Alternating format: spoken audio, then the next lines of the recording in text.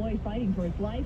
The 16-year-old boy who was with him and also stabbed is expected to survive. Police say the stabbing happened Tuesday morning across from John Adams High School in South Ozone Park. Sam Esposito, president of the Ozone Block Neighborhood Association, spoke to NBC New York. More school safety, and, I don't have an answer, to be honest with you, because outside the school, how do you control the kids? Parents were sent a letter from the school about the incident. The school was placed on lockdown until the situation was deemed safe by police. Authorities say it's unclear what sparked the fight. And now you can skate outdoors nearly all year round. Ice skating ends Sunday at Rockefeller Center Rink in Manhattan, but for the first time in over 80 years, you can roller skate there. Rock Center will open a roller rink where the ice rink now is. It's slated to open April 15th through October. Some New York Mets and New York Yankees players could be joining the Brooklyn Nets' Kyrie Irving on the bench just because New York City mass vaccine mandate. Major League Baseball and the teams are aware of New York City's vaccine mandate, which prohibits unvaccinated players from being in the workplace. The league and the two New York teams aren't commenting. Yankees right fielder Aaron Judge was asked by reporters if he was vaccinated but brushed it off. I'm so focused on getting to the first game when it's very important.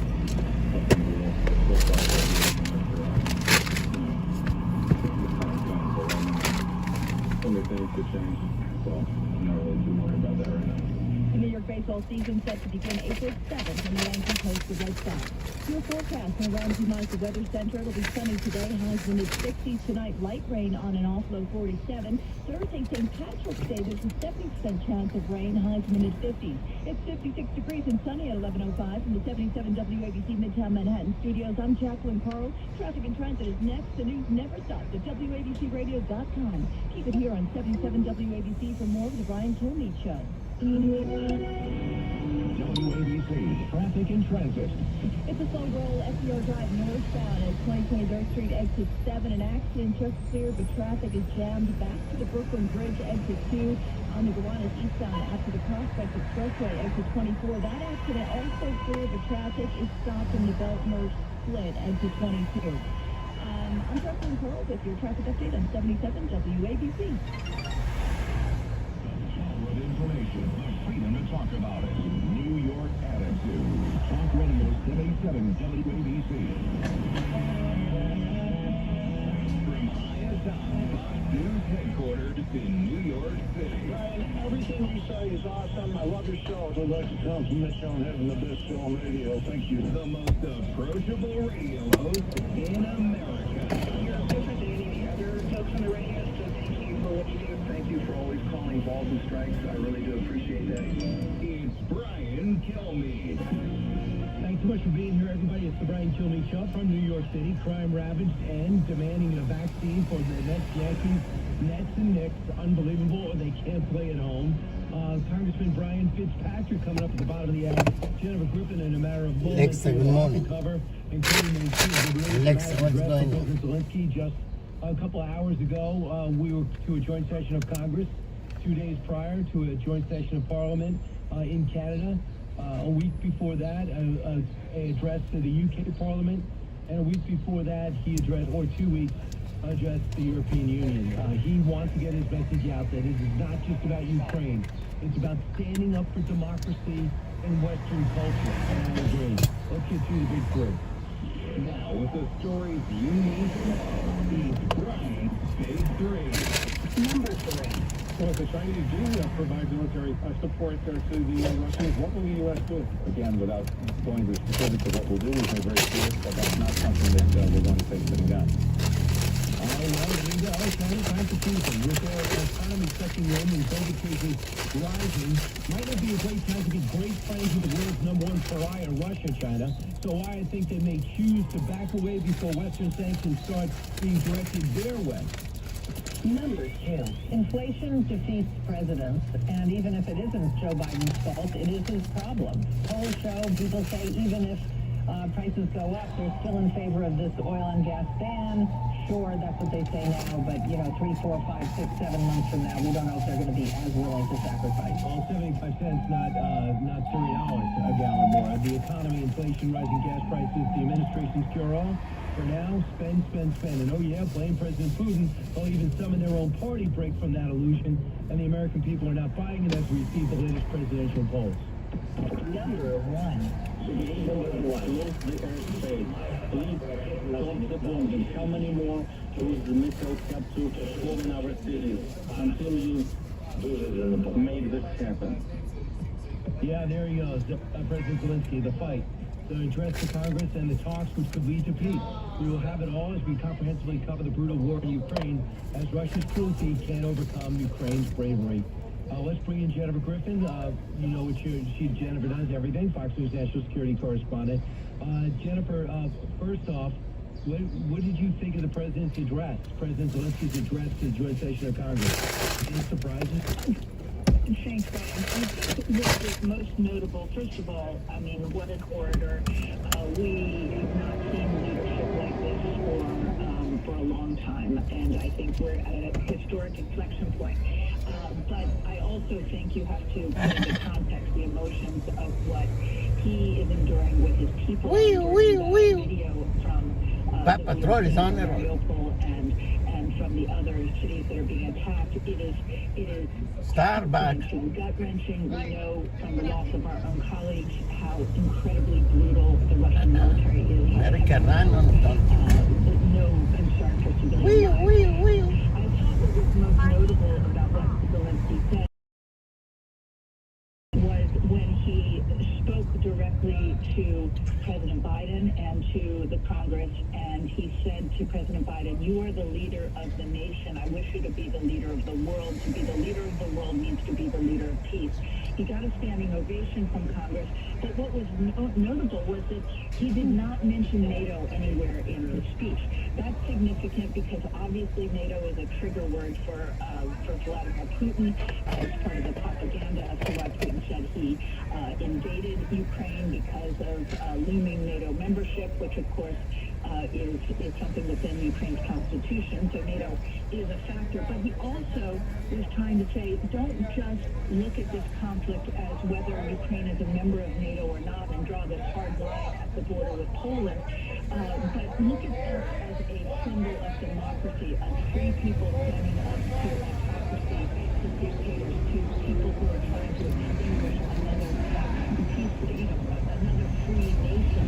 And so it was the reframing of that I think is going to lead to debate here at home and also within the U.S. government and in European capitals. I also think he made a very important point. He talked about how institutions have failed, institutions that have been established since the end of World War II to try and prevent these kinds of genocides or World War II genocides from happening again. They are failing. NATO failed to be able to stop Russia from being able to do this despite, its best efforts. The European Union could not stop it, but most importantly, the UN cannot stop it. And the way the UN is set up right now with Security Council members, Russia, China, who are two of the biggest human rights abusers and violators in the world, having a veto power, they've made a mockery of that institution. And so what he was calling for was something he called a U-24, and it was basically a United Nations of democracies, of freedom loving people who are not then being dictated to by dictators within their own institutions. Those institutions have been infiltrated by world powers that just don't play by the rules. And so we need institutions, and this alternative U-24 that he talked about is really something I've been thinking a lot about how in this historic inflection point, just like after World War II, are we going to strengthen alliances, strengthen institutions so this never happens again? Yeah, the UN's never going to budge, so that's not going to change. The last time it budged on the Security Council was China. The China swap, right? Taiwan for Red China. So there's a lot of failures with the UN. I think it would take a long time to go through all of that.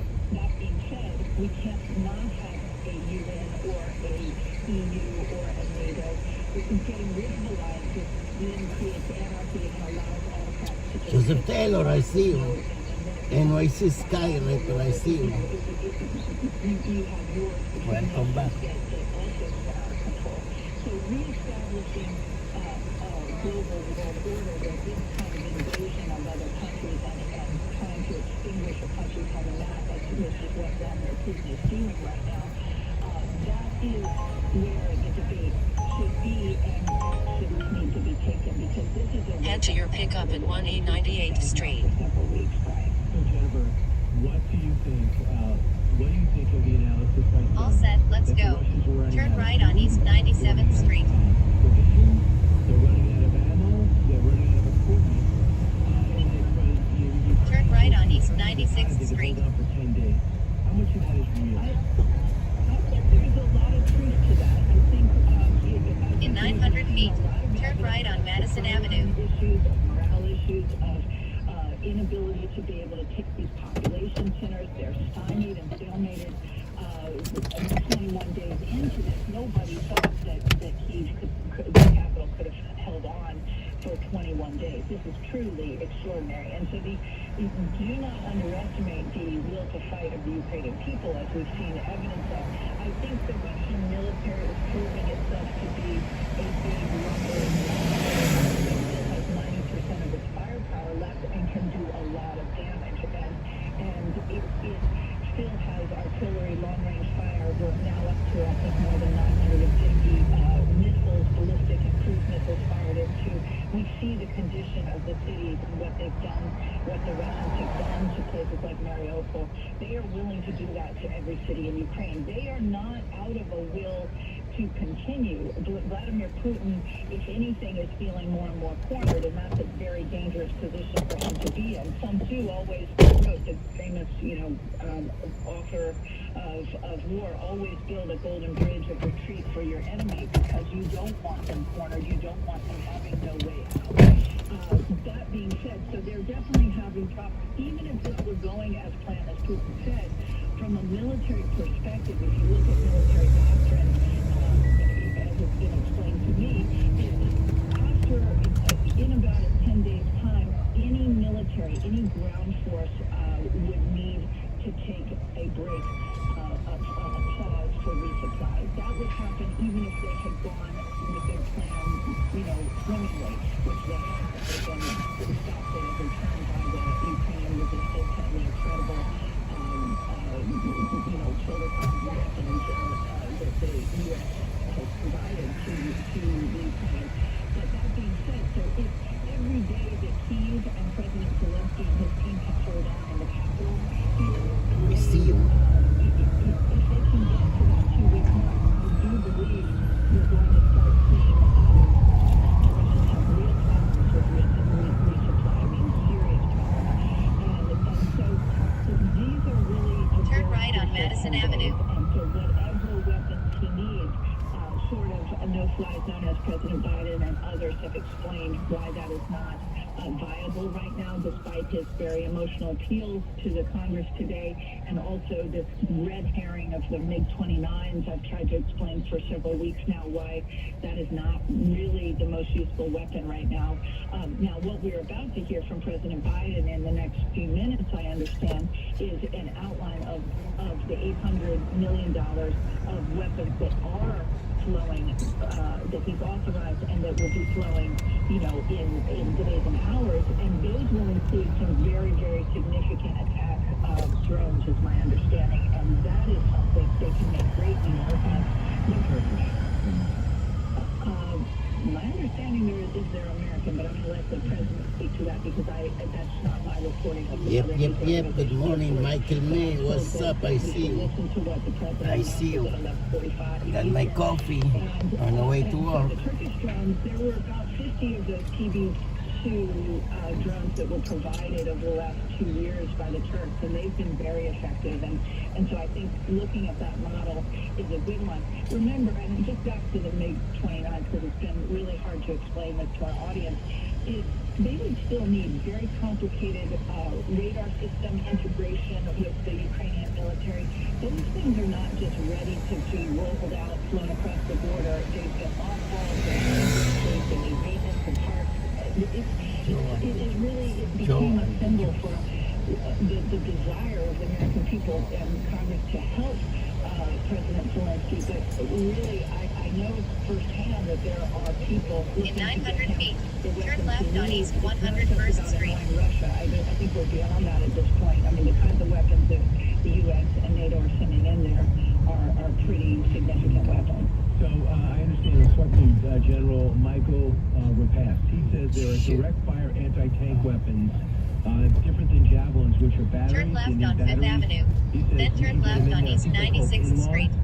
He was Oh, they're already in there. They're already in there? The in-laws, so in-laws, I've been reporting on the in-laws for some time, and those, I believe, 96th Street. written. When we were providing the javelins, I think the Brits were providing the in-laws, but the in-laws are in there. Resupply, and so that, but again, $800 million has been approved up until last week. There were $350 million, but $200. In 400 feet, turn left on Madison Avenue. Pretty closely, and nothing has disturbed the flow of those weapons.